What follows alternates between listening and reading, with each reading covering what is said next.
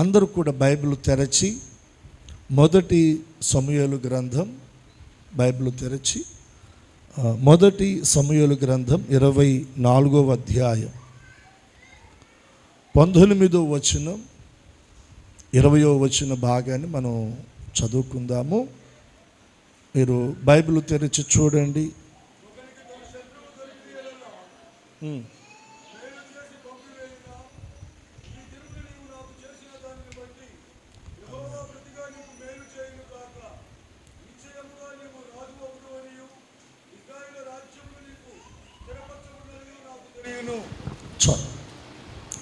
ఈ మాటలు నేను కూడా చదువుతాను, నాతో పాటు మీరు ఈ మాటలు పలకండి.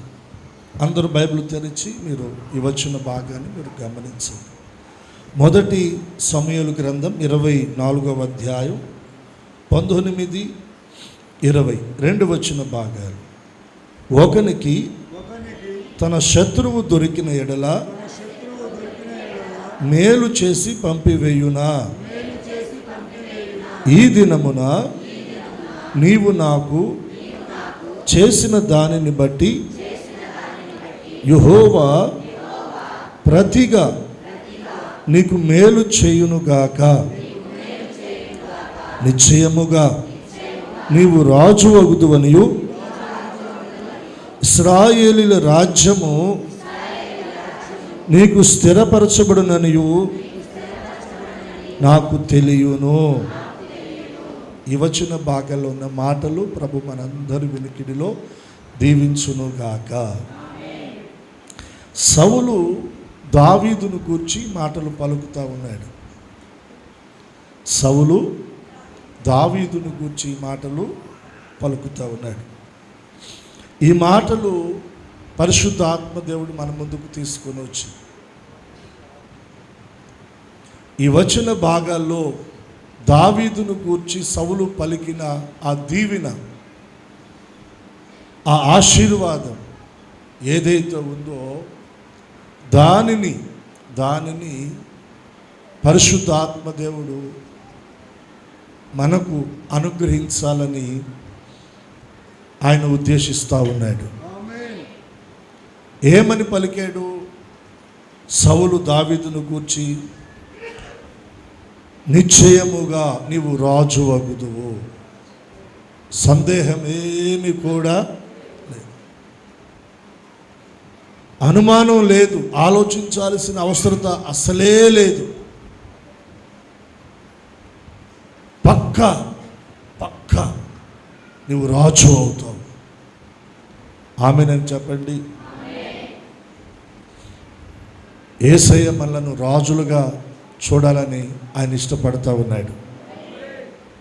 ఎలా మనం ఉండాలి చెప్పండి? ఆయన మన కొరకు తన ప్రాణమును బలిగా అర్పించి తన రక్తమంతా మన కొరకు ధారపోసి నిలువెల్లా గాయాల పాలై నింద అవమానాన్ని భరించి తన ప్రాణ త్యాగము ద్వారా యేసయ్య మనలను రాజులుగాను యాజకులుగాను దేవునికి సొత్తైన పరిశుద్ధ జనాంగముగాను ఆయన మనలను చేశాడు. దేవునికి మహిమ కలుగును గాక. సందేహమేమీ లేదు, నాయనా దావీదు నీవు రాజు అవుతావు, ఇశ్రాయేలీయుల రాజ్యము నీకు స్థిరమవుతుంది, నీ ఎడల దేవుడు దానిని స్థిరపరుస్తాడు. దేవుడు ఏదైతే మన జీవితంలో ఆయన చేయబోతున్నాడో, ఇవ్వబోతున్నాడో, దేవుని ద్వారా మనం దేనినైతే పొందబోతున్నామో అది మన జీవితంలో స్థిరపరచబడుతూ ఉంది, స్థిరమవుతూ ఉంది. అస్థిరంగా కాదండి. ఒక స్థిరమైనటువంటి ఆశీర్వాదాన్ని, కృపను, దేవునిలో బలాన్ని మనం పొందబోతా ఉన్నాం. సౌలు పలికిన మాటలు మనం కొంచెం గమనించవలసినటువంటి అవసరం ఉంది. 19వ వచనం, ఒకనికి తన శత్రువు దొరికిన ఎడల మేలు చేసి పంపివేయునా, ఈ దినమున నీవు నాకు చేసిన దానిని బట్టి యెహోవా ప్రతిగా నీకు మేలు చేయునుగాక. యెహోవా నీకు ప్రతిగా, అందరూ చెప్పండి, యెహోవా నీకు ప్రతిగా మేలు చేయునుగాక. యెహోవా నీకు ప్రతిగా మేలు చేయునుగాక. ఎప్పుడు మేలు చేస్తాడు? ప్రతిగా. ఎప్పుడు ఆయన మనకు మేలు చేస్తాడు? సౌలు అంటున్నాడు, నీవు చేసిన దానిని బట్టి. ఏంటంట? నీవు చేసిన దానిని బట్టి. దేవుని ద్వారా మనం మేలు పొందటం అన్నది, దేవుని ద్వారా మనము ఆశీర్వదించబడటం అన్నది, అది మనం చేసిన దానిని బట్టి ఉంటుంది. మనం చేసిన దానిని బట్టి ఉంటుంది. సౌలు అంటున్నాడు, ఈ దినమున నీవు నాకు చేసిన దానిని బట్టి యెహోవా నీకు ప్రతిగా ఏం చేస్తాడంటే మేలు చేస్తాడు. మనం అనుకుంటాం మనల్ని ఎవ్వరు చూడటం లేదులే అని. అవును, మన వాళ్ళు ఎవరు చూడటం లేదు, కానీ మనం ఆరాధిస్తున్న మన ప్రభు మనలను చూస్తున్నాడు. ఆయన సన్నిధిలో ఆయన కొరకు నువ్వు ఏం చేస్తున్నావో దానంతటిని ఆయన తేటగా చూస్తున్నాడు, బహు స్పష్టంగా చూస్తున్నాడు. ఆయన నువ్వు చేసిన దానిని ఆయన మరిచిపోడు. నువ్వు చేసిన దానికి తగిన ఆ ప్రతిఫలం, ప్రతిగా ఆయన నీకు మేలు చేస్తాడు. ప్రతిగా మేలు చేస్తాడు. ప్రతిగా మేలు చేస్తాడు. దావీదు జీవితంలో నుండి నేను ఒక 2-3 విషయాలు మీ ఎదుటికి తీసుకొని రావాలని ఆశపడుతున్నాను. దేవుని ద్వారా మనం కూడా ప్రతిగా మేలు పొందాలి అంటే మనం కూడా దావీదు చేసినట్లుగా మనం కూడా చేయాలి. 2 చేతులే దేవునికి ఒకసారి స్తోత్రం చెప్పండి. ఏం చేయకుండా ప్రతిఫలంగా మేలు ఆశించటం అది సమంజసం కాదు. పని చేయకుండా ఎవరైనా కూలిస్తారా? ఇచ్చే యజమానులు ఎవరైనా ఉంటే చెప్పండి, వెళ్దాం అందరం. పని చేయకుండా జీతం ఇచ్చే యజమానులు ఎవరైనా ఉన్నారా చెప్పండి. పొలానికి వెళ్ళినా పని చేస్తేనే కూలిస్తారు. చేతి పని ఏదైనా మనం పని చేస్తేనే యజమానులు మనకి జీతం ఇస్తారు కదా. మనం చేసిన దానిని బట్టి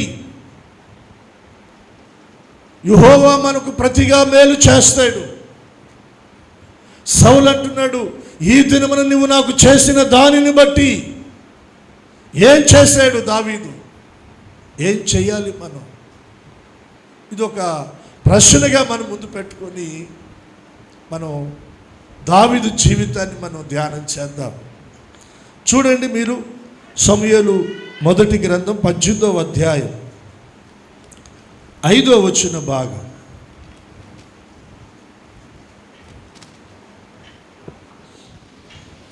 దావీదు సౌలు తనను పంపిన చోటకెళ్ళను పోయి సుబుద్ధి కలిగి పని చేసుకొని వచ్చెను కనుక. దావీదును సౌలు ఎక్కడికైతే సౌలు దావీదును పంపించాడో, పంపబడిన దావీదు వెళ్ళి ఆ పనిని ఎలా చేసుకొని వచ్చాడంట? సుబుద్ధి కలిగి చేసుకొని వచ్చాడంట. తన యజమానుడు తనను నమ్మి ఒక పని అప్పగిస్తే, ఒక పని నిమిత్తం పంపిస్తే, ఆ పని విషయమై పంపబడిన దావీదు, వెళ్ళిన దావీదు తన యజమానునికి ఆ పని విషయమై ఎంతో నమ్మకంగా సుబుద్ధి కలిగి ఆ పనంతటిని చేసుకొని వచ్చాడంట. ఎంత మంచి మాట అండి. దానికి ప్రతిగా యజమానుడు ప్రతిఫలం ఇవ్వలేదు, కానీ ఎవరిచ్చారు చెప్పండి? దేవుడిచ్చాడు. సౌలు పంపిన ప్రతి చోట దావీదు సుబుద్ధి కలిగి పని చేసుకొని వచ్చాడు. దానికి ప్రతిగా సౌలు నుండి ఏ విధమైన ప్రతిఫలాన్ని దావీదు పొందుకోలేకపోయాడు. సౌలు ఇవ్వలేదు, కానీ ఆ విషయంలో దావీదు కూడా బాధపడలా, సనగల. దావీదు ఆలోచన ఏంటంటే, నేను చేసిన దానికి ప్రతిగా నాకు దేవుడు మేలు చేస్తాడు అనేటువంటి ఆలోచనతో దావీదు నడిపించబడ్డాడు. పని చేసుకొని రావటమే కాదు, ఆ క్రింద 19వ వచనాన్ని కూడా మీరు గమనిస్తే,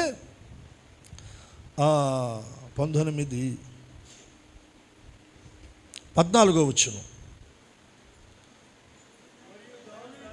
సమస్త విషయములలో సుబుద్ధి కలిగి ప్రవర్తింపగా, 15వ వచనం, దావీదు మిగుల సుబుద్ధి గలవాడై ప్రవర్తించుట సౌలు చూచెను. చాలు. మిగుల సుబుద్ధి కలిగినటువంటి వాడై ప్రవర్తించాడంట. పని చేశాడు, ప్రవర్తించాడు. పనిలో సుబుద్ధి ఉంది, ప్రవర్తనలో కూడా సుబుద్ధి ఉంది. ఏ బుద్ధి చెప్పండి? కొంచెం అందరు చెప్పండి, కొంచెం అందరూ నోర్లు తెరవండి. ఏ బుద్ధి?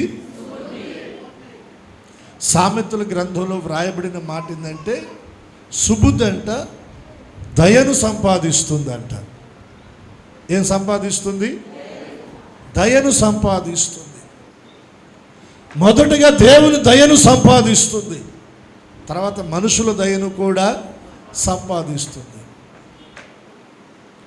దేవుని దయను మనం సంపాదించుకోవాలంటే, దేవుని అనుగ్రహాన్ని మనం పొందాలంటే, దేవుడు మన ముందుంచిన పని మనం ఎలా చేయాలంటే సుబుద్ధి కలిగిన వారమై చేయాలి. ఆ పనిలో సుబుద్ధి కలిగి మనం ప్రవర్తించాలి. సుబుద్ధి అనగా ఒక్క మాటలో చెప్పాలంటే దేవుని మాటను మనం వినడమే. దేవుని మాటను మనము వినడమే. యేసుక్రీస్తు ప్రభు వారు శరీరధారిగా ఉన్నప్పుడు ప్రభు చెప్పిన మాట, ఈ నా మాటలు విని వాటి చొప్పున చేయు ప్రతి వాడును బండం మీద తన ఇల్లు కట్టుకున్ననా ఎవరిని పోలి ఉంటాడు? బుద్ధిమంతుని పోలి ఉంటాడు. ఎవరు బుద్ధిమంతుడు? ఎవరైతే దేవుని మాటలు విని వాటి చొప్పున ఎవరైతే చేస్తారో వారు బుద్ధిమంతులు. వారు బండ మీద ఇల్లు కట్టుకున్నటువంటి బుద్ధిమంతుని పోలి ఉంటారు. ఈ నా మాటలు విని వాటి చొప్పున చేయని ప్రతివాడు ఇసుక మీద పునాది వేసి ఇల్లు కట్టుకున్న బుద్ధిహీనుని పోలి ఉన్నాడు అని ప్రభు చెప్పాడు. దేవునికి ఒకసారి స్తోత్రం చెప్పండి. బుద్ధి లేని వాడేమో ఇసుక మీద పునాది వేసాడు, బుద్ధిమంతుడేమో బండ మీద పునాదిని వేసాడు. బుద్ధిమంతుని గురించి ప్రభు చెప్పిన మాట ఏంటంటే, ఈ నా మాటలు విని వాటి చొప్పున చేయు ప్రతివాడు. సౌలు ఏదైతే చెప్పాడో దానంతటి ప్రకారంగా దావీదు చేశాడు. అందుకనే దావీదును గురించి ఆ మాట వ్రాయబడింది. సౌలు దావీదును పంపిన చోట నెల్లను దావీదు సుబుద్ధి కలిగి పని చేసుకొని వచ్చెను. ఇప్పుడు సౌలు స్థానంలో, దావీదు స్థానంలో మనము సౌలు స్థానంలో దేవుణ్ణి మనం మన ముందు పెట్టుకుందాం. దేవుడు మనకు చెప్పిన ప్రతి పని, ప్రతి విషయంలో మనం ఎలా పని చేయాలి చెప్పండి?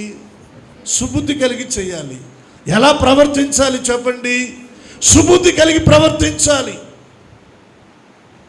దేవుడు చెప్పిన ప్రతి మాట వినాలి.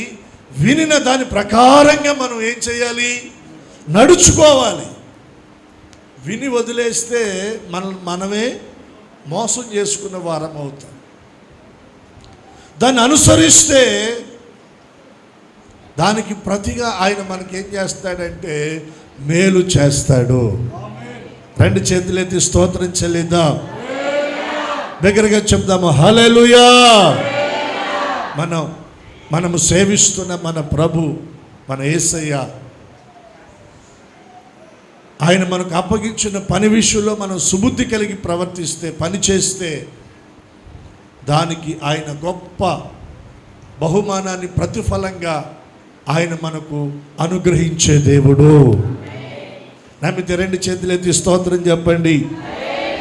బిగ్గరగా చెప్దాము హల్లెలూయా. సుబుద్ధి కలిగి ప్రవర్తించే విధానం, సుబుద్ధి కలిగి పనిచేసే విధానం అలవర్చుకోవాలి, నేర్చుకోవాలి. దాని కొరకు మనమే తగ్గించుకోవాలి. దీనులంగా మనం మారిపోవాలి. ఎలా మారాలి చెప్పండి? దీనులంగా మనం మారిపోవాలి. అది చిన్న పనైనా, పెద్ద పనైనా, దగ్గర పనైనా, దూరం పనైనా. ఇదిగో దేవుడు నాకు ఈ పని చెప్పాడు, ఈ పని చేయడానికి దేవుడు నాకు అవకాశం ఇచ్చాడు, ఈ పరిచర్య కొరకు దేవుడు నన్ను పిలిచాడు, ఈ పరిచర్య కొరకు దేవుడు నన్ను ఏర్పాటు చేసుకున్నాడు, ఈ పని కొరకు దేవుడు నన్ను ఎన్నుకున్నాడు, ఈ పని నాకు అప్పగించాడు. ఈ పనిలో నేను నమ్మకంగా సుబుద్ధి కలిగి నేను పని చేయాలి, ప్రవర్తించాలి అనేటువంటి ఒక ప్రతిష్టతలోనికి మనం రావాలి. ఆ సమర్పణలోనికి మనం రావాలి. ఆ తీర్మానంలోనికి మనం రావాలి. అలా రాగలిగి దేవుని సన్నిధిలో దేవుడు మనకు అప్పగించిన దానిని మనం చేయగలిగితే దేవుడు మనను గొప్పగా దీవిస్తాడండి. హల్లెలూయా. ఏమన్నాడు సౌలు దావీదును గురించి? నిశ్చయముగా నీవు రాజు అగుదువు. రాజు అవడానికి దావీదేమైనా వంశంలో నుండి వచ్చాడా?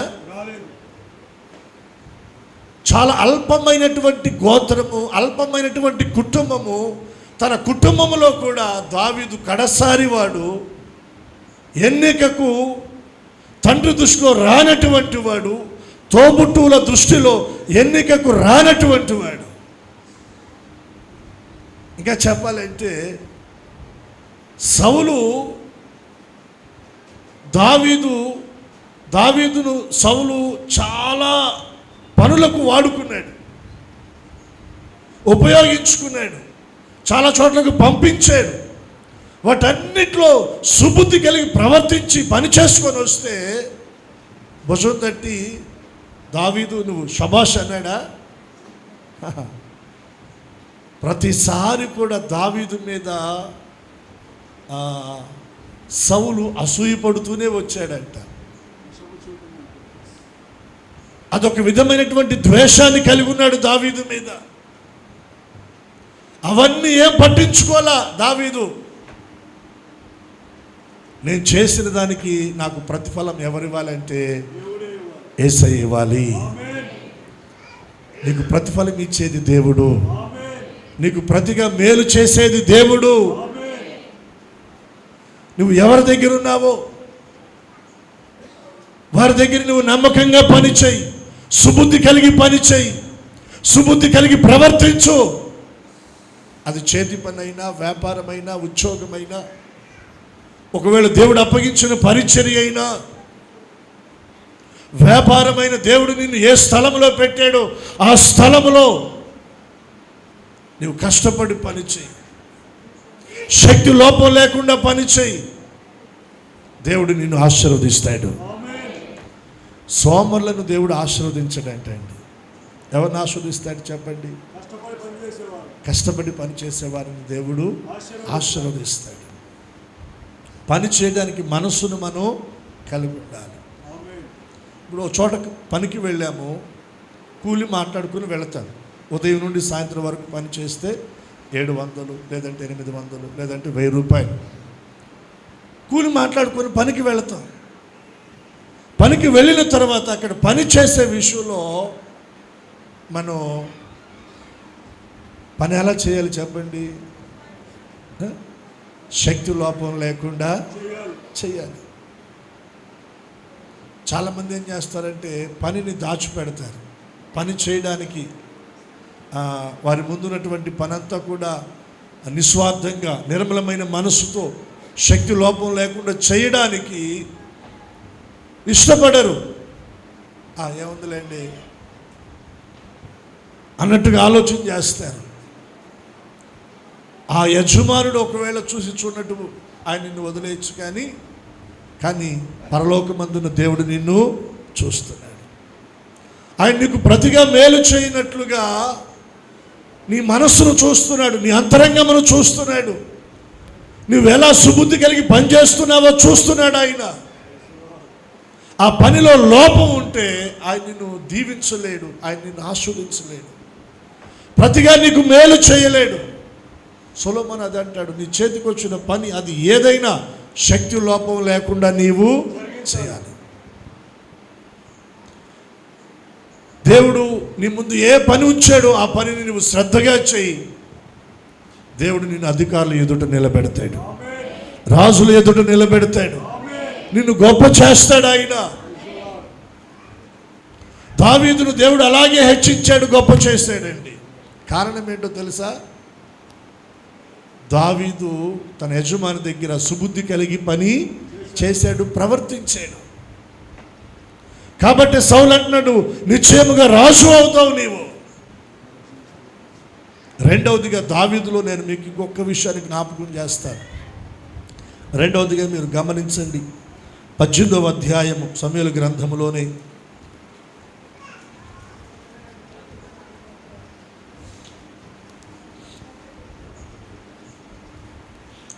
18వ వచనం చూడండి. అందుకు దావీదు, రాజునకు అల్లుడు నగుటకు నేనెంతటి వాడను, నా స్థితి అయినను ఇశ్రాయేలులో నా తండ్రి కుటుంబమైనను ఏ పాటివని సౌలుతో అనెను. ఇక్కడ దావీదు మాటలు మీరు గమనించండి. సౌలుతో మాట్లాడుతున్నాడు దావీదు. ఏమంటున్నాడు? రాజునకు అల్లుడు నగుటకు నేనెంతటి వాడను. ఇదే మాట దేవుని సన్నిధిలో కూర్చున్నప్పుడు కూడా దావీదు పలికాడు. అయ్యా, నీవు నన్ను జ్ఞాపకం చేసుకోవడానికి నేను ఏ పాటి వాడను అన్నాడు. నేను ఎంతటి వాడను, నేను ఏ పాటి వాడను అన్నాడు. దావీదు మాటల్లో తాను ఎంతగా తగ్గించుకుంటున్నాడో మనం గమనించాలి. దేవుని వాక్యం అంటుంది, తను తగ్గించుకున్నవాడు హెచ్చించబడతాడు. 2 చేతులెత్తి స్తోత్రం చెప్పండి. ఎక్కడైనా పర్వాలేదండి, ఒదిగి ఉండు, తగ్గుండు. తగిన సమయమందు దేవుడు నిన్ను హెచ్చిస్తాడు. తగిన సమయమందు దేవుడు నిన్ను గొప్ప చేస్తాడు. తగిన సమయమందు దేవుడు నిన్ను ఘనపరుస్తాడు. ముందుగా నీవు హెచ్చించుకోవద్దు, తగ్గించుకో. నీ ద్వారా ఘనమైన కార్యాలు జరిగి ఉండొచ్చు, నీ ద్వారా అనేకులకు మేలు కలిగి ఉండొచ్చు. దాన్ని బట్టి నువ్వు గర్వించి హెచ్చించుకోవద్దు, తగ్గించుకో. వాస్తవానికి సౌలు తన కుమార్తెనిచ్చి దావీదుకు వివాహం చేసి దావీదును తన ఇంటికి అల్లుడుగా చేసుకోవాలి. ఎందుకు చేసుకోవాలి? ఫిలిస్తీయుడైన గొలియాతు ఇశ్రాయేలు ప్రజల మీద సవాల్ చేశాడు. ఇశ్రాయేలులో మీరు ఎవరైనా ఒక ఏర్పాటు చేసి నా మీదకి పంపించండి, నాతో పోట్లాడి నన్ను గెలవమనండి.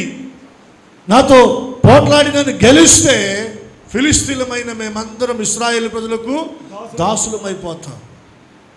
ఒకవేళ గెలవలేక ఓడిపోతే ఇశ్రాయేలీలైన మీరందరూ కూడా మాకు, ఫిలిస్తీన్లైన మాకు మీరేమైపోవాలి? దాసులైపోవాలి అని సవాల్ చేశాడు. మేసం తిప్పాడు, తొడగొట్టాడు, బరిలోకి వచ్చి కేకలు వేస్తూ ఉన్నాడు. ఇశ్రాయేల్లో ఎవరు కూడా ముందుకు వెళ్ళి గొలియాతును ఓడించలేకపోయారు. రాజు వల్ల కూడా కాల. అప్పుడు రాజు ఒక ప్రకటన చేశాడు, మన రాజ్యంలో నుండి ఎవడైనా ఒకడు వెళ్ళి గొలియాతును ఓడిస్తే, గొలియాతుతో పోట్లాడి గొలియాతును పడగొడితే అతనికి గొప్ప ఐశ్వర్యాన్ని ఇచ్చి, నా కుమార్తెనిచ్చి వివాహం చేసి రాజ్యంలో సగమిస్తాను, అతని తండ్రి ఇంటి వారిని నేను ఇశ్రాయేల్లో స్వతంత్రులుగా ప్రకటిస్తానని అనౌన్స్మెంట్ చేశాడు. ఎవరు? సౌలు. ఆ టైంలో దావీదు వెళ్ళి గొలియాతుని ఏం చేశాడు? పడగొట్టాడు. పడగొట్టాడా లేదా? ఇప్పుడు ఏం చేయాలా? సౌలు రాజు కదా, మాట తప్పచ్చా? మాట తప్పచ్చా? ఖచ్చితంగా ఇప్పుడు దావీదుకు సౌలు తన కుమార్తెనిచ్చి వివాహం చేయాలి, తన ఇంటల్లుడిగా స్వీకరించాలి, గొప్ప ఐశ్వర్యాన్ని ఇవ్వాలి, రాజ్యాధికారాన్ని కట్టబెట్టాలి తను పలికిన మాటను బట్టి. కానీ ఏం చేశాడో తెలుసా? సౌలు దావీదును చీట్ చేశాడు, మోసం చేశాడు. మీరు అక్కడ చదవండి, ఆ వచ్చిన భాగాల్లో 18వ అధ్యాయంలో మీరు 19వ వచనం. అయితే సౌలు కుమార్తె అయిన మెరాబును దావీదునకు ఇయ్యవలసి ఉండగా సౌలు ఆమెను మెహోలతీయుడైన అద్రియేలుకిచ్చి పెండ్లి చేసెను. సౌలు దావీదుకి ఇయ్యవలసి ఉంది మెరీబాను, కానీ ఇవ్వల, వేరొకరికిచ్చి వివాహం చేశాడంట. ఇప్పుడు దీన్ని చాలా జాగ్రత్తగా సౌలు దావీదు దగ్గర హ్యాండిల్ చేస్తూ ఉన్నాడు. ఇద్దామనుకున్నాను నా కూతుర్ని, కానీ మరి పొరపాటు జరిగిపోయింది, వేరే వాళ్ళకి ఇచ్చి పెళ్లి చేసేసాను, ఇప్పుడు మరి ఏం చేద్దాం అని ఇలా ఏదో కాస్త మభ్యపెట్టే మాటలు దావీదుతో సౌలు మాట్లాడుతుండగా, నాయన సౌలు, రాజు అయిన నీవు మాట ఇచ్చి తప్పటం తగునాది నీకు? నువ్వు నన్ను మోసం చేసావు, నాకు అన్యాయం చేసావు, నన్ను చీట్ చేసావు. ఇట్లాంటి మాటలేవి దావీదు పలకట్ల. వాస్తవంగా ఎవరైనా మన దగ్గర మాట ఇచ్చి తప్పితే ఏమంటాం మనం? మాట ఇచ్చి నీవు తప్పావు కదా, మోసం చేసావు కదా, చీట్ చేసావు కదా అంటారా లేదా? ఊరుకుంటారా? వివాహ విషయాల్లో ఏదైనా అబ్బాయి వైపు నుండి కానీ అమ్మాయి వైపు కానీ ముందుకు వచ్చి పిల్లనిస్తాం, పిల్లని చేసుకుంటాం అని మాట ఇచ్చిన తర్వాత కాదని వేరే వారికి ఇస్తే అసలు ఊరుకుంటారా? పెళ్ళిళ్ళ విషయాల్లో ఎంత గొడవ చేస్తారు, ఆ కుటుంబాన్ని రోడ్డుకి లాగుతారు, అల్లరి చేస్తారు. ఇప్పుడు అదే సిచ్యువేషను, గొలియాతును పడగొట్టి ఇశ్రాయేలు ప్రజలకు గొప్ప రక్షణ తీసుకొని వచ్చి దావీదు సౌలు ముందు నిలబడితే ఐశ్వర్యం ఇవ్వలేదు, కుమార్తెను ఇవ్వలేదు, ఇంటల్లుడుగా చేసుకోలేదు, ఇంకా ఏదో చెప్తున్నాడు. అప్పుడు దావీదే ఒక మెట్టు దిగి, రాజు నీ ఇంటికి అల్లుడిని అవ్వడానికి నేను ఎంతటి వాడు. అదే కదా 18వ వచనం అంటున్నాడు, ఏమంటాడు? అందుకు దావీదు రాజునకు అల్లుడునగు నేను ఎంతటి వాడను, నా స్థితి అయినను ఇశ్రాయేలులో నా తండ్రి కుటుంబమైనను ఏ పాటివని సౌలుతో అనెను. అయ్యా నేను ఎంతటి వాడనయ్యా, నేను ఏ పాటి వాడు, నా తండ్రి ఇల్లు ఇశ్రాయేల్లో ఎంతటిది, రాజునగు నీటి అల్లుడిని అవ్వాలంటే నాకు అర్హత కావాలి కదా. మామూలు విషయమా? అర్హత నాలో లేదులే, అయోగ్యత నాలో లేదులే, నేను అంతటి వాడను కాదులే. చూడండి, తాను తగ్గించుకుంటున్నాడు. తగ్గించుకుంటున్నాడు. మరొక విధానంలో మనం ఆలోచన చేస్తే సౌలు మీద, మాట తప్పిన సౌలు మీద తన మనసులో ఎక్కడ కూడా ప్రతీకార మనస్సును కలిగి లేడు.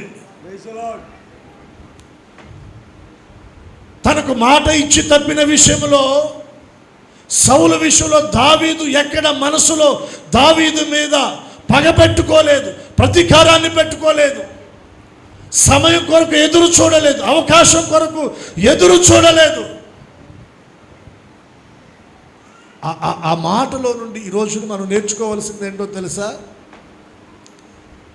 మనకి నష్టాన్ని కలిగించిన వారి విషయంలో, మనల్ని మోసం చేసిన వారి విషయంలో,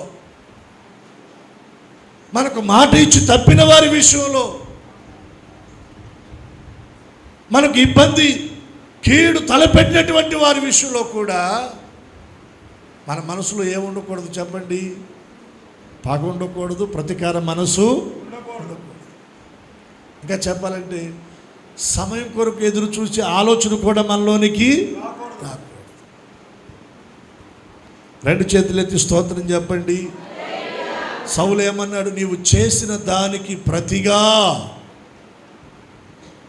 యెహోవా నీకు మేలు చేయును. ఏం చేశాడు దావీదు? మాట తప్పిన, మోసం చేసిన సౌలు విషయంలో ప్రతీకార మనస్సు కాక అదే సౌలు ఎదుడు తను తగ్గించుకొని మాట్లాడుతున్నాడండి దావీదు. ఈరోజున ఆ తగ్గింపు మనకు పరిశుద్ధాత్మ దేవుడు అనుగ్రహించును గాక. ఆ తగ్గింపు మనసు మనలో మనం కలిగుందుము గాక. హెచ్చించుకునే మనసు మనకొద్దు. ఎక్కడికక్కడ మనం తగ్గించుకుందాం, తలంచుదాం. దేవుడు మన తలను పైకెత్తుతాడు. దేవుడే మనల్ని ఘనపరుస్తాడు. రివెంజ్ తీర్చుకునేటువంటి ఆలోచన అస్సలు మన తలంపులోనికి రానివ్వద్దండి. ఎవరి వలన ఒకవేళ నిందించబడ్డా, దూషించబడిన, నిష్కారణంగా నీ మీద నింద వేసిన, నిన్ను తిట్టిన, నిన్ను తృణీకరించిన, నిన్ను నెట్టివేసిన వారి విషయమై వారు ఇలా చేశారు అని వారి మీద ఆ ప్రతీకార మనస్సు నువ్వు కలిగి ఉండద్దు. కానీ ఇది నీ సమయం, నాకో సమయం వస్తుంది అనేటువంటి ఆలోచన కూడా నీలోనికి రానివ్వు. మాకు మన వాళ్ళు అంటారు కదా, ఏమంటారు? ప్రతి కుక్కకి ఓ రోజు ఉంటుందట. అలాగే నాకు కూడా ఒకరోజు ఏదో అని ఎదురు చూశాడు దావీదు ఆ రోజు కోసం. మీరు దావీదు సౌలు జీవిత చరిత్ర చదవండి. ఇంత చేసిన సౌలు విషయంలో దావీదు, ఇదిగో నాకు ఒక రోజు వస్తుంది, దేవుడు నన్ను జ్ఞాపకం చేసుకుంటాడు, అప్పుడు చెప్తాను నీ సంగతి అనేటువంటిది ఎక్కడ కూడా దావీదులో మచ్చకు కూడా కనపడదు. మనలో కూడానండి ప్రతీకార మనసు యేసు నామములో దూరమవును గాక. నిష్కారణంగా మనల్ని నిందించినా సరే ఏం పెట్టుకోవద్దు వాళ్ళ మీద. దావీదు ఒక సౌలు విషయంలోనే కాదు, తను రాజు అయిన తర్వాత కూడా అబ్షాలోమును బట్టి దావీదు ఒకసారి అరణ్యాలకు వెళ్ళిపోతున్నప్పుడు షిమ్మి అనేటువంటి వాడు దావీదు మీద ధూళెత్తి పోసాడంట, తిట్టాడు. నరహంతకుడా, దుర్మార్గుడా, చీపో అని తిడితే దావీదు దాన్ని మౌనంగా భరించాడు. దావీదు మళ్ళా రాజనగరికి తిరిగి వచ్చినప్పుడు అదే షిమ్మి మళ్ళా వచ్చాడు. అయ్యా అప్పుడు ఏదో పొరపాటు అయిపోయింది, ఏదో తెలిసి తెలియక దూషించానయ్యా, నిందించానయ్యా, అయ్యా నన్ను క్షమించయ్యా అంటే చాలా సిల్లీగా క్షమించేశాడు. ఇదిగో నేను నా పరిస్థితి బాగోక నేను అరణ్యానికి వెళుతున్నప్పుడు ఈ షిమ్మి నన్ను నిందించాడు, నన్ను దూషించాడు, నన్ను తిట్టాడు, నా మీద దుమ్మెత్తి పోసాడు, వీడికి నేను ప్రతీకారం చేయాలి అనుకున్నాడు దావీదు. ప్రతీకార మనసు మనలో తీసేసుకుందాం. మన ఎడల ఎవరు ఒకవేళ మనకు కీడు తలపెట్టేటువంటి విధానంలో మనస్సు కలిగి ఆలోచన చేసిన వారి విషయంలో కూడా దేవునికి అప్పగించి మన వైపు నుండి మనం మౌనంగా ఉందాం. మొదటిది ఏంటి చెప్పండి? సౌలు దావీదును పంపిన చోట నెలను సుబుద్ధి కలిగి ఏం చేశాడు? పని చేసుకొని వచ్చాడు, ప్రవర్తిస్తూ వచ్చాడు. రెండవదిగా సౌలు దావీదు విషయంలో మాట తప్పినా, సౌలు దావీదును మోసం చేసినా, సౌలు మీద ఏ విధమైనటువంటి పగ ప్రతీకారాన్ని తన మనసులో పెట్టుకోలేదు, రానివ్వలేదు. ఇంకా సౌలు ఎదుట దావీదు తను ఏం చేశాడు? తగ్గించుకున్నాడు. నేను ఎంతటి వాడనయ్యా, నా తండ్రి ఇల్లు ఏ పాటిది, నేను ఏ పాటి వాడను, అమ్మో రాజుగారికి నేను అల్లుడు అవ్వాలంటే మామూలు విషయమా? కానే కాదని తను తగ్గించుకున్నాడు. మనం కూడా తగ్గించుకుందాం. తగ్గించుకునే మనస్సు మనలో ఉంటే ఆ మనస్సును బట్టి దేవుడు మనకు ప్రతిగా ఏం చేస్తాడు చెప్పండి? మేలు చేస్తాడు. ఏం చేస్తాడు? మేలు చేస్తాడు. ఇంతటితో ఆగలేదండి. మూడో విషయాన్ని నేను మీకు జ్ఞాపకం చేస్తాను. సౌలు దావీదు విషయంలో రోజు రోజుకి పగ పెంచుకున్నాడు. పగ పెంచుకొని దావీదును చంపేదానికి ప్రయత్నం చేశాడు. నమ్మకంగా పిలిచి భోజనానికి పిలిచి భోజనం చేస్తుండగా దావీదు మీదకి సౌలు ఈటెను విసిరాడు. ఎలా విసిరాడు? అది కూడాను చాలా బలంగా విసిరాడంట. అయితే సౌలు విసిరిన ఈట నుండి దావీదును దేవుడు తప్పించాడు. హల్లెలూయా. నిన్ను ద్వేషిస్తున్న వారు, నీ మీద పగ పెట్టుకున్నటువంటి వారు, ఒకవేళ వారు ఈట నీ మీదకి విసురుతున్నా ఆ ఈట నీకు తగలకుండా నా దేవుని హస్తము నిన్ను తప్పించునుగాక, నా దేవుని హస్తము నిన్ను కాపాడునుగాక, నా దేవుని హస్తము నిన్ను రక్షించునుగాక. 2 మార్లు విసిరాడు సౌలు దావీదు మీదకి ఈటను. దేవుడు 2 మార్లు కూడా దావీదును తప్పించాడు. నీకు అర్థమైపోయింది దావీదుకి, ఇక నేను ఎక్కడుంటే ఏదో ఒక రోజు సౌలు చేత నేను చంపబడతాను, సౌలు చేతిలో నేను చచ్చిపోవాల్సి వస్తుంది. ఈయనకు ఎదురుగా ఉండి నేను ఆయన కోపాన్ని నేను రేపేదానికంటే మొహం చాటేసి ఎటన్నా పారిపోయి నా ప్రాణాన్ని కాపాడుకోవటం మేలనుకొని సౌలు ఎదుట నుండి దావీదు పారిపోయాడు. ఎక్కడికి? అరణ్యాలకు పారిపోయాడండి. అడవుల్లోకి పారిపోయాడు. సౌలు మీద దావీదు కుట్ర చేయలే. సౌలు దావీదును చంపుతున్నాడు, చంపే ప్రయత్నం చేస్తున్నాడని దావీదుకు అర్థమైపోయింది. ఆ విషయాన్ని తన కుమారుడైన యోనాతానుకు కూడా చెప్పాడు. యోనాతానుకు కూడా అర్థమైపోయింది. ఇప్పుడు తిరిగి సౌలు విషయంలో ఏ కుట్ర చేయలా దావీదు. సౌలు ఎదుటి నుండి తానే తప్పించుకొని పారిపోయే ప్రయత్నం చేశాడు. ఎక్కడో అడవుల్లో దాక్కుంటున్నాడండి, అరణ్యాల్లో దాక్కున్నాడు, గుహల్లో దాక్కున్నాడు. సౌలు వదిలిపెట్టాడా అంటే వదిలిపెట్టలా. ఎంత దారుణం అండి. అరణ్యాల్లో అడవుల్లో తరుముతున్నాడు దావీదును. దావీదు అంటాడు, మిన్నల్లి అయిన నన్ను రాజా మీరు తరమటం ఏంటి, మీరు నా వెంట పడటం ఏంటి, నాకు అసలు అర్థం కావటం లేదు, అసలు ఏం జరుగుతుందో నాకు అర్థం కావటం లేదు. దావీదు సౌలు కంటబడకుండా ఎన్గేది అనేటువంటి ఓ ప్రాంతంలో ఒక గుహలో దాక్కున్నాడండి. దాక్కున్నప్పుడు సౌలు తన పరివారంతో వచ్చాడంట. మీరు చూడండి 24వ అధ్యాయం 1 సమూయేలు గ్రంథములోనే సౌలు ఫిలిష్తీయులను తరుముట మాని తిరిగి రాగా దావీదు ఎన్గేది అరణ్యమందున్నాడని అతనికి వర్తమానము వచ్చెను. అప్పుడు సౌలు ఇశ్రాయేలు అందరిలో నుండి 3000 మందిని ఏర్పరచుకొని వచ్చాడంట. ఎంతమందిని? 3000 మంది. ఒక్క దావీదు కొరకు ఎంతమందిని పట్టుకొని వచ్చాడు సౌలు? నాకు ఈ వచ్చిన భాగంలో నాకు ఆశ్చర్యం ఏంటంటే, సౌలు ఫిలిస్తీన్లను తరుముట మానాడంట. అసలు ఎవరిని తరమాలి? శత్రువును తరమాలి. అవును కదా? ఫిలిస్తీన్లు ఇశ్రాయేల్ ప్రజలకు ఎవరు? శత్రువులు. శత్రువును తరమాలి, శత్రువుతో యుద్ధం చేయాలి, శత్రువును పడగొట్టాలి, శత్రువును ఓడించాలి. శత్రువును తరమటం మాని ఇప్పుడు ఎవరు తరుముతున్నాడు? దావీదు సౌలుకు శత్రువా? కాదు. మరి ఇదేందండి?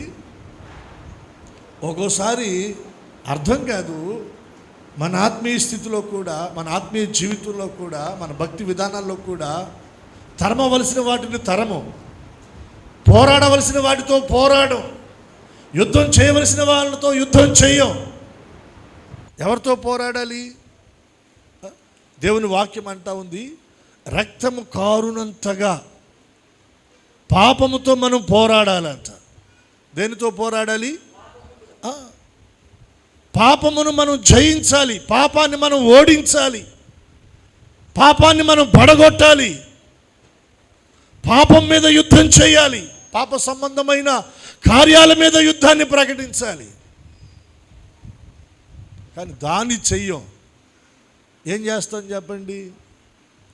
ఒక్కోసారి దేవునికి, దేవుని సన్నిధికి, దేవుని పరిచర్యకు విరోధంగా మనం ఆలోచనలు చేస్తాం. చిత్రం అది. ఇప్పుడు మన పిల్లలు, మన ఆత్మీయులు, మన స్వజనులు, దేవుని నమ్ముకొని యేసు రక్తంలో కడగబడినటువంటి మనవాళ్ళు చక్కగా దేవుళ్ళు ఆత్మీయంగా ఎదుగుతుంటే, చక్కగా వారు ఆత్మీయంగా బలపడుతూ ఉంటే, దేవుళ్ళు దీవించబడతా ఉంటుంటే, వాళ్ళను చూసి వీడు నిన్నగాక మొన్న వచ్చాడు, తెగ అసలు పరిచయలో పరుగులు పెడుతున్నాడు, తెగ దీవించబడుతున్నాడు, ఏంటంటే వీడి విషయం. అసలు మనం ఏం చేయాలి? వాళ్ళని ఎంకరేజ్ చేయాలి, ప్రోత్సహించాలి. దేవునికి తలంతు ఇచ్చాడు, ఈ కృప ఇచ్చాడు, వాడబడు, పరిచర్య చేయి, దేవుని కొరకు పరిగెత్తు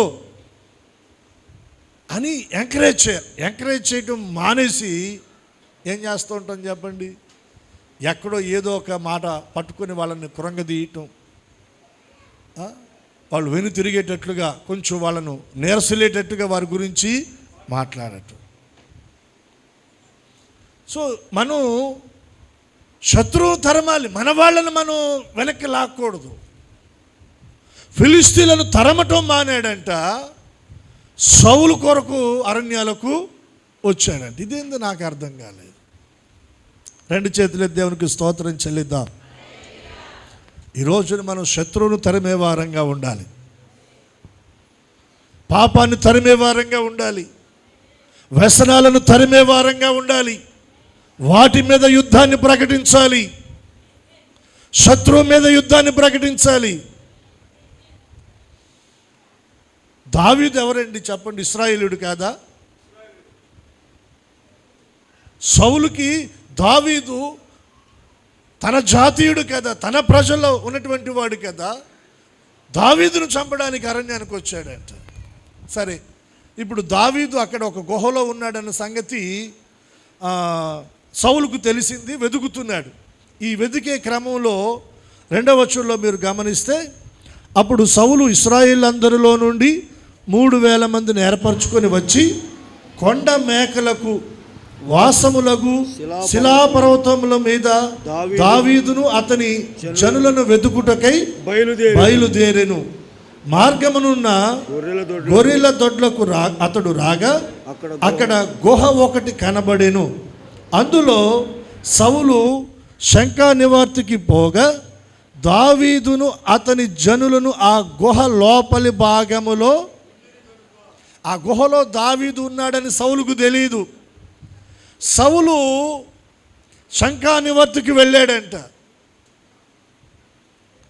కాలకృత్యాలు తీర్చుకోవడానికి వెళ్ళాడు గుహలోనికి. అతనితో వచ్చిన పరివారం అందరూ బయట ఉన్నారు కావలిగా సౌలుకి. ఆల్రెడీ అదే గుహలో ఎవరున్నారు? దావీదుతో కూడా ఉన్నటువంటి జనులు ఉన్నారు. ఇప్పుడు దావీదుతో కూడా ఉన్నటువంటి వారు దావీదుతో మాట్లాడుతూ ఉన్నారు. ఏమని మాట్లాడుతూ ఉన్నారు? 4వ వచనం, దావీదు జనులు, ఇదిగో నీ దృష్టికి ఏది మంచిదో అది నీవు అతనికి చేయనట్లు నీ శత్రువును నీ చేతికి అప్పగించునని యెహోవా నీతో చెప్పిన దినము వచ్చునని అతనితో అనగా, దావీదు లేచి వచ్చి సౌలునకు తెలియకుండా అతని పై వస్త్రపు చెంగును కోసెను. చంపేయటం ఒక్క నిమిషం పని దావీదుకి. సౌలును దేవుడే దావీదు ఎదుటికి తీసుకొని వచ్చాడు. దావీదు చేతికి అప్పగించినట్లుగా దావీదు ముందు సౌలును దేవుడు పెట్టాడు. ఇప్పుడు సౌలును చంపటం దావీదుకు పెద్ద పనేమి కాదండి. దావీదుతో ఉన్నవారు కూడా అదే అంటున్నాడు, ఇదిగో దేవుడు నీ శత్రువుని నీ చేతికి అప్పగిస్తానని చెప్పిన ఆ దినం ఈ దినమే నీ శత్రువును నీ చేతికి అప్పగించాడు, ఒక దెబ్బతో చంపేయి అని దావీదుతో ఉన్నవారు దావీదుని ఎంకరేజ్ చేస్తూ ఉన్నారు. దావీదు కూడా లేచాడు, సౌలు దగ్గరికి వచ్చాడు. కానీ సౌలును చంపాడా అంటే చంపలా. ఏం చేశాడు? వస్త్రపు చెంగు మాత్రమే కోసి పక్కకు వచ్చేసాడంట. అక్కడ వ్రాయబడినటువంటి మాట ఏందో తెలుసా? సౌలు వస్త్రపు చెంగు కోసినందుకంట మనసును నొచ్చుకుందంట, మనసులో బాధపడ్డాడు. ఎందుకు బాధపడ్డాడు? సౌలు దేవుని చేత అభిషేకించబడినటువంటి వ్యక్తి కదా, దేవుని ద్వారా అభిషేకించబడి రాజుగా చేయబడినటువంటి వ్యక్తి. దేవుని చేత అభిషేకించబడినటువంటి వాని వస్త్రాన్ని నేను కొయ్యటం ఇది మామూలు విషయము అని తన మనసులో బాధపడుతూ ఉన్నాడు. కానీ సౌలును దేవుడు దావీదు చేతికి అప్పగించాడు అనడానికి ఆ విషయం సౌలుకు తెలియాలి కదా. దానికోసం సౌలు పై వస్త్రాన్ని కోసాడు. దావీదు మనసులో బాధపడ్డాడు, ప్రక్కకొచ్చి కేక వేస్తూ ఉన్నాడు, ఈ దినాన దేవుడు నా చేతికి నిన్ను అప్పగించిన నేను నీకు కీడు చేయలేదు, నేను నీకు హాని చేయలే, నీ ప్రాణాన్ని నేను తీయలా, నీ ప్రాణాన్ని నేను తీయలా. సౌలు కూడా అదే అన్నాడు. మనం ఇందాక చదువుకున్న 24వ అధ్యాయము 19వ వచనంలో, ఒకనికి తన శత్రువు దొరికిన ఎడల మేలు చేసి పంపివేయునా, ఒకనికి తన శత్రువు దొరికిన ఎడల మేలు చేసి పంపివేయునా, నేను నీకు శత్రువును, నీ ప్రాణము తీయ చూసిన వాడిని, నిన్ను తరిమిన వాడిని, నీకు నిద్ర లేకుండా చేసిన వాడిని, ఇల్లు వాకిలు వదిలిపెట్టి అరణ్యాలకు పారిపోయేటట్లు చేసిన వ్యక్తిని నేను. నీ విషయంలో నేను క్రూరంగా ప్రవర్తించాను, క్రూరత్వాన్ని వెల్లడి చేశాను. ఇటువంటి శత్రువునైనా నేను నీకు దొరికితే ఎవడైనా మేలు చేసి పంపిస్తాడా? దావీదు మనసు చూడండి.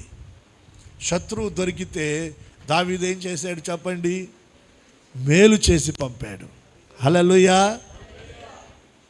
ఈ రోజున మనం చేసిన దానికి ప్రతిగా యెహోవా మనకు ఏం చేయాలి చెప్పండి? మేలు చేయాలి. చేయాలంటే మనం ఏం చేసాం చెప్పండి? ఎప్పుడైనా శత్రువుకు మేలు చేసామా? ప్రభువారు అన్నారు, ఏమన్నారు? మీ శత్రువుల కొరకు ఏం చేయమన్నారు? శత్రువులను ప్రేమించండి అని అన్నాడు. వారి కోసం మనం ఏం చేయాలంట? ప్రార్థన చేయాలి. నాతో కలుపుకొని మనం అందరం మనలో మాట మనం దావీదుకు సౌలు శత్రువు. ఎంత శత్రువు? దావీదును చంపడానికి పదే ప్రయత్నం చేశాడు. అటువంటి శత్రువులు మనకు ఎవరైనా ఉన్నారా? పదే పదే మనల్ని చంపడానికి ప్రయత్నించినటువంటి వారు ఎవరైనా ఉన్నారా? లేరు. అంతట వాళ్ళనే దావీదు ఏం చేశాడు? మేలు చేశాడు. ఇప్పుడు అంత శత్రువులు మనకెవరు లేరు. కసూకాడో, పెంటపోగు దగ్గరో, చెప్పండి, ఇరుగు పొరుగు వారి దగ్గర ఏదో చిన్న చిన్నవి వస్తాయి. ఇక ఈ గుండెలో పెట్టుకొని సంవత్సరాలు పళ్ళు నూరుదామా? ఏం చేయాలి మనం? ఏం చేయాలి చెప్పండి? శత్రువు దొరికిన ఎడల మేలు చేసి ఎవడైనా పంపివేయునా? చెప్పండి. ఏం చేశాడు? మేలు చేశాడు. మనం ఏం చేయాలి? మేలు చేయాలి. మనం చేస్తే దానికి ప్రతిగా యెహోవా మనకేం చేస్తాడు? మేలు చేస్తాడు. తోడుకోడళ్ళు, అత్త కోడళ్ళు, అన్నదమ్ముల మధ్యన ఖచ్చితంగా కుటుంబం అన్న తర్వాత మాకు అసలు ఏమీ లేవు అన్న వాళ్ళు ఎవరైనా ఉన్నారా? చేయగలరా ధైర్యంగా? పెద్ద పెద్ద ఆ రాజ్యాలే ఏమైనాయి చెప్పండి? అన్నదమ్ముల మధ్యన, తోడుకోడళ్ళ మధ్యన విచ్ఛిన్నమై విభాగాలు అయిపోయినటువంటి సంస్థానాలు ఎన్నో. పెద్ద పెద్ద కారణాలు ఏం కాదు అవి, చిన్న చిన్న కారణాలు, చిన్న చిన్న మాటల దగ్గర చిన్న చిన్న శత్రుత్వాన్ని పెంచి పోషించుకుంటారు. ఈ రోజున దేవుని వాక్యము ద్వారా ప్రభు మనల్ని హెచ్చరిస్తున్నాడు. మన కుటుంబంలో కానీ, తోబుట్టువుల్లో కానీ, అయిన వారిలో కానీ, ఆత్మీయుల్లో కానీ, ఇరుగు పొరుగు వారిలో కానీ ఏవైనా ఒకవేళ చిన్న చిన్న గొడవలు, సమస్యలు ఉంటే వాటిని పెంచి పోషించి శత్రుత్వాన్ని మీరు పెద్దగా చేయమాకండి. ఏం చేయాలి? మనం క్షమించే మనస్సును కలిగి వారికి మేలు చేసే వారంగా ఉండాలి. దేవునికి స్తోత్రం. ఆ అనుభవంలోనికి మనం రాగలిగితే మనం చేసిన దానికి ప్రతిగా యెహోవా మనకేం చేస్తాడు చెప్పండి? మేలు చేస్తాడు. తోడుకోడలు శత్రువా చెప్పండి? ఏదో చిన్న మాట దగ్గర కలవక గొడవలైనవి. అత్త శత్రువా? కోడలు శత్రువా? చెప్పండి. శత్రువా? అయిన వారు శత్రువుల మనకి? సౌలు ఆ కోణంలో చూశాడు కానీ దావీదు ఆ కోణంలో చూడలా. ఎన్ని మార్లు సౌలు దావీదు మీద దాడి చేసినా దావీదు అనుకుంటున్నాడు, ఇదిగో సౌలు మా రాజు అండి. సౌలు ఎవరు చెప్పండి? రాజు, మా రాజు, మా ఇశ్రాయేలీయుడు, మా బెన్యామీను గోత్రికుడు, మావాడు, మా రాజు. ఈ కోణంలోనే చూశాడు కానీ శత్రు కోణంలో దావీదు సౌలును చూడలే. నువ్వు కూడా అలా ఎప్పుడైనా చూడగలిగితే దాన్ని దేవుడు పరిగణలోనికి తీసుకుంటాడు. ఎవరండి? మా కోడలు. ఎవరండి? మా అత్త. ఎవరండి? మా తోబుట్టు. ఎవరండి? మా పిల్లలు. ఎవరండి? మా తండ్రి. ఏమైంది ఓ మాట అంటే అనే విధానంలో మనం వాళ్ళను ప్రేమించగలిగితే, స్నేహించగలిగితే, దగ్గర తీయగలిగితే, మేలు చేయగలిగితే మనం చేసిన దానికి ప్రతిగా యెహోవా మనకేం చేస్తాడు చెప్పండి? మేలు చేస్తాడు. పగలు ప్రతీకారాలు, ద్వేషాలు, అసూయ మన హృదయంలో కనబడకుండా మాయమైపోవునుగాక. ఆమేన్, ఆమేన్. అప్పుడే యేసయ్య మనకు ప్రతిగా ఏం చేస్తాడు చెప్పండి? మేలు చేస్తాడు. ఇప్పుడు అదే సౌలు చేత దేవుడు పలికిస్తున్నాడు, నిశ్చయముగా నీవు రాజు అవుతావు. నేను పిల్లనిచ్చి నేను రాజును చేయలేకపోయాను కానీ, అంతే కదా, నేను పిల్లనిచ్చి నేను రాజుగా చేయలేకపోయా, కానీ నీవు చేసిన దానికి, అంటే నువ్వు చూపిన సుబుద్ధి, ప్రవర్తనలో నీవు చూపిన సుబుద్ధి, తగ్గించుకునే విధానములో నువ్వు చూపిన విధానం, శత్రువును కూడా ప్రేమించగలిగిన, మేలు చేసి పంపగలిగిన ఆ విధానం, ఆ ప్రవర్తన, ఆ తీరును బట్టి దేవుడు నీకు మేలు చేసి నిశ్చయముగా ఆయన నిన్ను రాజును చేస్తాడు. నిశ్చయముగా ఆయన నిన్ను రాజును చేస్తాడు. రాజును చేయటమే కాదు, ఇశ్రాయేలీల రాజ్యము నీకేమవుతుంది చెప్పండి? స్థిరమవుతుంది. స్థిరమవుతుంది. నా దేవుడు నిన్ను రాజుగా నీ తల పైకెత్తునుగాక. దేవుడు నీ చేతి పని నీకు స్థిరపరచునుగాక. నీ వ్యాపారాన్ని నీ కొరకు దేవుడు స్థిరపరచునుగాక. నువ్వు కలిగి ఉన్న ఉద్యోగాన్ని దేవుడు నీ కొరకు స్థిరపరచునుగాక. నీ పిల్లల చదువును దేవుడు స్థిరపరచునుగాక. వారి భవిష్యత్తును దేవుడు స్థిరపరచునుగాక. బండ మీద వేయబడిన పునాదిగా నీ కుటుంబాన్ని నా దేవుడు కట్టునుగాక. నీ ఆర్థిక స్థితిగతులను కట్టునుగాక. నీ ఆరోగ్య పరిస్థితులను కట్టునుగాక.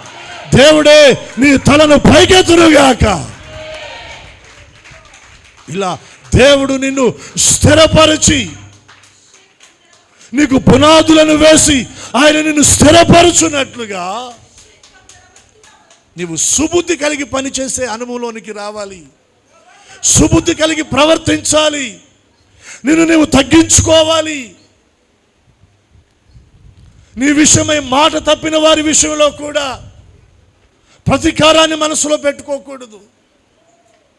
పగను మనసులో పెట్టుకోకూడదు.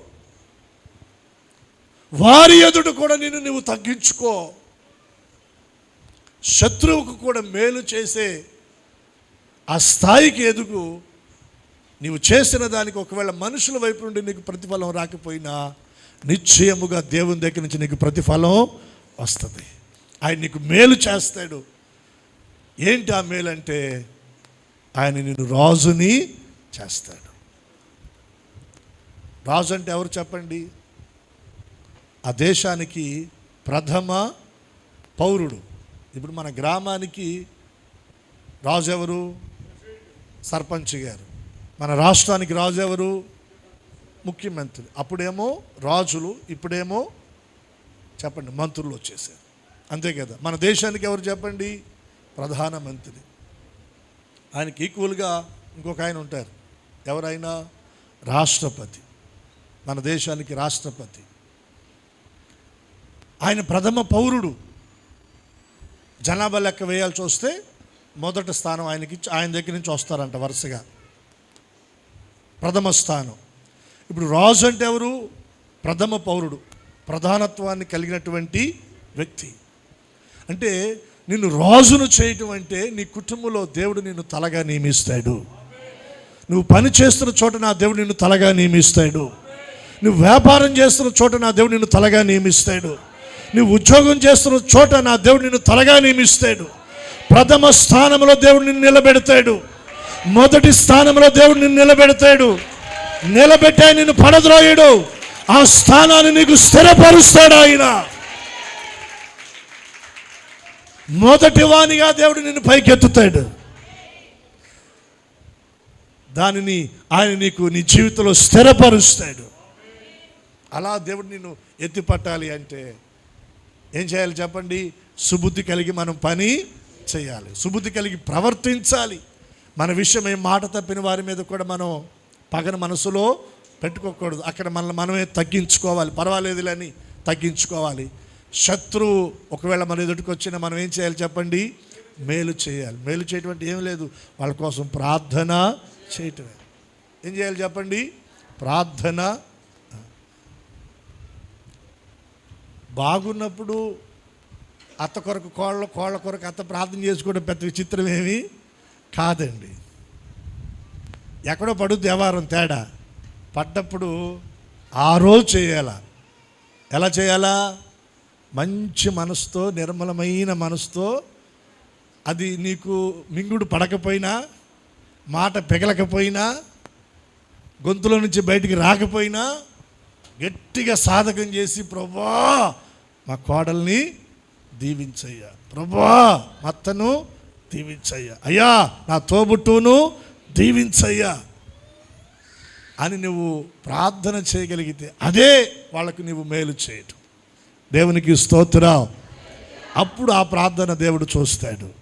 శత్రువు కొరకు కూడా ప్రార్థన చేశాడు. దేవునికి స్తోత్రం. ఓ తల్లి తన భర్తను ఎలా మార్చుకుందో తెలుసండి. వివాహమైన తర్వాత దాదాపుగా 17-18 సంవత్సరాలు తాగొచ్చి భయంకరంగా కొట్టేవాడంట. కొద్ది కాలానికి ఆమె ప్రభువుని ఎరిగింది. అంతకుముందు ఇంకా ఈయనతో నేను చేయలేను, విడాకులు ఇచ్చి వెళ్ళిపోతాను అన్న సందర్భాలు వచ్చినాయి. ప్రభువుని నమ్ముకున్న తర్వాత ఇక ఆ మాటలు ఆలోచన వదిలిపెట్టేసింది. తన భర్త వైపు నుండి ఎంత ఇబ్బంది వచ్చినా మౌనంగా భరిస్తూ ప్రార్థన చేసుకుంటా ఉంది. కొద్ది సంవత్సరాల తర్వాత తన భర్తలో దేవుడు ఒక అద్భుతమైన మార్పు తీసుకొచ్చాడు. దేవునికి 2 చేతులు అయితే స్తోత్రం చెప్పండి. దేవుడు మార్పు తీసుకొచ్చాడండి. మార్పు తీసుకొచ్చాడు. ఒకరోజు మిడ్నైట్ తాగొచ్చి ఆమెను కొంచెం ఇబ్బంది పెట్టి కొట్టి వెళ్ళి పడుకున్నాడంట. పడుకున్నాక 1 గంటకి మెలకు వచ్చిందంట. వాష్రూమ్కి వెళదామని మెల్లగా లేచాడు. పక్కన తన భార్య కనబడలా. ఎక్కడికి వెళ్ళి ఉంటుందని కళ్ళు నులుముకుంటూ చూస్తే ఆ గదిలోనే ఓ ప్రక్కన ఒక మూలన మోకాళ్ళు వేసి చేతులు ఇలా పెట్టుకొని ప్రార్థన చేస్తూ ఉందంట. ఏం చేస్తుందా అని చెప్పి ఓ చెవేస్తే నిండు మనస్సుతో తన భర్త కొరకు ప్రార్థన చేస్తూ ఉందంట. ప్రభువా, నా భర్తను దీవించు, నా భర్తను ఆస్వాదించు. నా భర్త మంచివాడు, కాకపోతే ఈ యొక్క మద్యానికి బానిసై ఇలా ప్రవర్తిస్తున్నాడు. దాని నుండి విడిపించయ్యా, దాని నుండి బయటికి తీసుకొని రా ప్రభువా, నీకు అసాధ్యమైనది ఏది లేదు నాయనా అని ప్రార్థన చేస్తుందంట. ఆ ప్రార్థన ఎప్పుడైతే ఆయన చెవుల్లోనికి చొచ్చి వెళ్ళిందో పరిశుద్ధాత్మ దేవుడు ఆయన హృదయంలో క్రియ చేశాడు. బయటికి వెళ్ళి వచ్చాడంట. తనకు తెలియకుండానే తన కళ్ళ వెంబడి కన్నీళ్ళు వచ్చేస్తూ ఉన్నాయి. ఇంత మంచి భార్య దేవుడు నాకు ఇస్తే, ఇంత మంచి భార్యన నేను ప్రతిరోజు తిట్టింది, కొట్టింది, దూషించింది, చెడ్డ మాటలు పలికింది, ఇబ్బంది పెట్టింది. చిచి, నా మీద నాకే అసహ్యం కలుగుతూ ఉందని చెప్పేసి కన్నీళ్ళు పెట్టుకొని రాత్రికి పడుకున్నాడంట. ఉదయాన లేవగానే తన భార్యను పిలిచి తన భార్యతో అంటున్నాడంట, నన్ను క్షమిస్తావా? నీ ఎడల నేను చాలా దుర్మార్గంగా, చాలా క్రూరత్వంతో నేను ప్రవర్తించాను. అదేది మనసులో పెట్టుకోకుండా నా కొరకు నువ్వు ప్రార్థన చేస్తున్నావు. నన్ను దీవించమని, ఆస్వాదించమని, నాకు మంచి ఆరోగ్యాన్ని ఇవ్వమని, నా భర్త మంచివాడని దేవుని దగ్గర నువ్వు పలుకుతున్నావే. ఏ విషయంలో నేను నిన్ను అర్థం చేసుకున్నానని నువ్వు ఆ మాట పలకలిగావు దేవుని దగ్గర. నిజంగా నీ మంచితనాన్ని బట్టి నాకు నేనే సిగ్గుపడుతున్నాను అని మాట్లాడుతూ ఉన్నప్పుడు నా మంచితనం కాదు, యేసయ్య నా ఎడల చూపిన ప్రేమ, ఆయన దగ్గర నేను పొందుకున్నటువంటి ఆ ప్రేమ, అది నీ ఎడల నేను కనపరచగలిగాను అంతే. తన భార్య చేతులు పట్టుకొని చెప్పాడంట, రేపు ఆదివారం నేను నీతో కూడా చర్చకి వస్తాను. మరుసటి ఆదివారం తన భార్యతో కలిసి మందిరానికి వెళ్ళటం ప్రారంభించాడు. మందు మానేశాడు, సిగరెట్ మానేశాడు, గుట్కాలు మానేశాడు. చక్కగా ప్రతిరోజు పనికి వెళ్ళి కష్టపడి పని చేసుకుంటున్నాడు. ఆయన చెప్పిన సాక్ష్యం ఏంటంటే, ప్రతిరోజు బైబిల్ ఒక 4-5 అధ్యాయాలు చదవకపోతే ఆ రాత్రి నాకు నిద్ర పట్టడం లేదండి. ఎన్ని అధ్యాయాలు? 4-5 అధ్యాయాలు బైబిల్ చదవకపోతే ఆ రోజు రాత్రి నాకు నిద్ర పట్టడం లేదండి. అంతగా దేవుడు నన్ను మార్చేశాడు. హల్లెలూయా, హల్లెలూయా. అదే నిజంగా ఆ తల్లి తన భర్తను ద్వేషించుంటే, చెదరించుకొని ఉంటే, అసూయపడి ఉంటే తన భర్తను మార్చుకోగలిగేదా? మార్చుకోలేదు. సౌలు ఎడల దావీదు కూడా తన ప్రవర్తన అలాగే ప్రవర్తించాడు. అందుకనే సౌలు, చంపడానికి వచ్చిన సౌలు అంటున్నాడు, నాయనా దావీదా, నువ్వు నిశ్చయముగా రాజు అయిపోతావు, ఇశ్రాయేలీల రాజ్యము నీకు స్థిరమవుతుందయ్యా. ఎందుకంటే నీవు చేసిన దానికి ప్రతిగా యెహోవా నీకు మేలు చేస్తాడు. శత్రువు దొరికితే ఎవడు మేలు చేసి పంపిస్తాడయ్యా, నువ్వు మేలు చేసి పంపిస్తున్నావు అని సౌలు దావీదును దీవిస్తూ ఉన్నాడు. దేవునికి మహిమ కలుగును గాక. ఈ రోజున దేవుడు మనలను ఆ కోణములో మేలుతో మనలను దీవించున్నట్లుగా మనం కూడా సుబుద్ధి కలిగి ప్రవర్తిద్దాం. మాట తప్పిన వారి విషయంలో పగపెట్టుకోవద్దు. మనం ప్రతీకారానికి సమయాన్ని మనం చూడొద్దు. శత్రువుల కొరకు మనం ప్రార్థన చేద్దాం, ప్రేమిద్దాం. మనం చేసిన దానికి ప్రతిగా దేవుడు మనకు మేలు చేస్తాడు. అట్టి కృప ఇక్కడ చేయని మనందరికీ ప్రభు అనుగ్రహించును గాక. ప్రార్థన చేసుకుందాం. తలలు వంచండి, కళ్ళు ముయ్యండి. ఒక 2 నిమిషాలు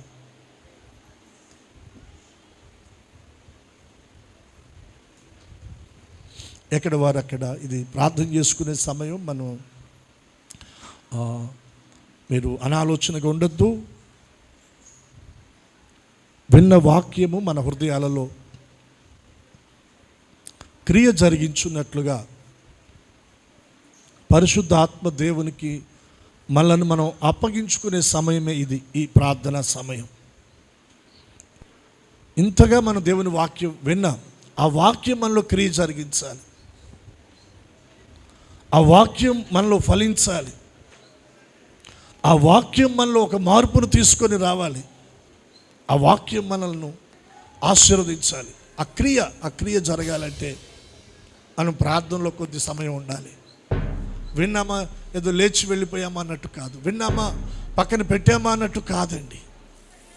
ఆ వాక్యము మీలో క్రియ జరిగించాలి. పరిశుద్ధాత్మ దేవునికి మిమ్మల్ని మీరు అప్పగించుకోండి. ప్రార్థనలో అప్పగించుకోండి. అయ్యా, సుబుద్ధి కలిగి పనిచేసే ఆ అనుభవం నాకు నేర్పండి నాయన. సుబుద్ధి కలిగి నేను ప్రవర్తించాలి ప్రభువా. నాకు హాని తలపెట్టిన వారి విషయంలో, మాట ఇచ్చి తప్పిన వారి విషయంలో కూడా నేను ఎక్కడ ఎవరికి కీడు చేయకూడదు. వారి మీద ప్రతీకార మనసును నేను కలిగి ఉండకూడదు. నన్ను నేను తగ్గించుకోవాలి.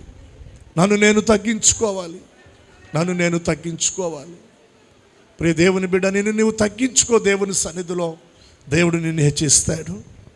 దేవుడు నిన్ను గొప్ప చేస్తాడు. నీ తలను పైకెత్తుతాడు ఆయన. నీ పరిస్థితులను మారుస్తాడు ఆయన. నీ జీవితాన్ని కడతాడు ఆయన. నీ కుటుంబాన్ని కడతాడు ఆయన. నీ ఆర్థిక స్థితిగతులను కడతాడు ఆయన. నీ ఆరోగ్య పరిస్థితులను చక్కబెడతాడు ఆయన. ఒక అద్భుతమైన మార్పు నువ్వు చూస్తావు. ఈరోజే మొదలవుతుంది. ఈరోజే ప్రభు ప్రారంభిస్తా ఉన్నాడు. ఇప్పుడే ఆయన హస్తము నీ కొరకు చాపబెడతా ఉంది. దేవుని హస్తము నీ మీదకి చాపబడుతుండగా ఆయన హస్తపు స్పర్శలో ఉన్న విడుదల, ఆయన హస్తపు స్పర్శలో ఉన్న స్వస్థత, ఆయన హస్త స్పర్శలో ఉన్న ప్రభావాన్ని పొందుకో.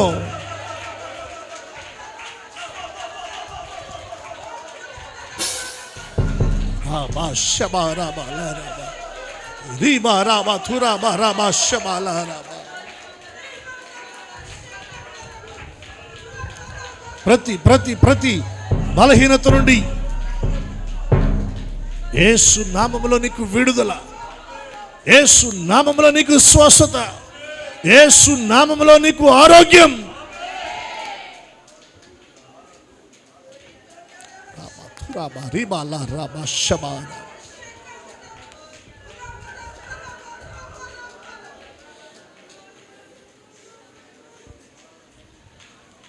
పరిశుద్ధ తండ్రి నాయన, మీకు వందనాలు చెల్లిస్తున్నా. విత్తబడిన మాటలు అందరి హృదయాల్లో ఫలభరితంగా చేయండి. దావీదు కలిగిన అనుభవాలు ప్రభ మేము కూడా ఆయన కలిగి సుబుద్ధి కలిగి ప్రవర్తించడానికి, సుబుద్ధి కలిగి పని చేయడానికి. ప్రభా, మాట తప్పిన వారి ఎదుట కూడా మమ్మల్ని మేము తగ్గించుకునే మనసు మాకు దయచేయండి. శత్రువు దొరికిన ఎడల మేము వానికి మేలు చేసి పంపేవారంగా మమ్మల్ని ప్రభా తండ్రి నాయన అనుభవంలోనికి మీరు మమ్మల్ని నడిపించండి నాయన, నడిపించండి. దానికి ప్రతిగా మీరు మాకు మేలు చేస్తారు, ప్రతిగా మీరు మాకు మేలు చేస్తారు. మందిరంలో నిలిచిన ప్రతి బిడ్డ మీద మీ హస్తము చాపబడును గాక, మీ హస్తముతో ప్రతి ఒక్కరిని మీరు తాకుదురుగాక. వారి దేహాల్లో ఉన్న ప్రతి బలహీనత, శారీరక రుగ్మత నుండి ఇప్పుడే నాయన మీరు స్వస్థపరచుదురుగాక, స్వస్థపరచుదురుగాక. యేసు నామములో దీర్ఘకాలికమైన వ్యాధుల నుండి నీ ప్రజలకు విడుదల కలుగునుగాక. ప్రభా, నీ నార్మల్ చేయండి నాయన, దీవించండి, దీవించండి. చేతి పనులు, వ్యాపారాలు, చేతుల కష్టార్జితాన్ని మీరు ఆస్వాదించండి. ఉద్యోగాలను మీరు దీవించండి. పిల్లల చదువులను మీరు దీవించండి. ఎగ్జామ్స్లో పిల్లలకు మీరు తోడుగా ఉండండి. భయాలు, ఒత్తిడి తీసివేయండి నాయన. మనోధైర్యంతో నాయన పిల్లలు ఎగ్జామ్లో నాయన మంచిగా ఎగ్జామ్ రాయటానికి మీరు ధైర్యపరచండి తండ్రి. కుటుంబాల్లో సమాధానము, శాంతినివ్వండి నాయన. సమృద్ధి అయిన దీవెనతో నింపండి నాయన. మందిరంలో నిలిచిన ప్రతి బిడ్డని మీరు ఆశీర్వదించి మహిమ పొందండి. యేసు నామమున ప్రార్థించి అడుగుచున్నాము తండ్రి, ఆమేన్.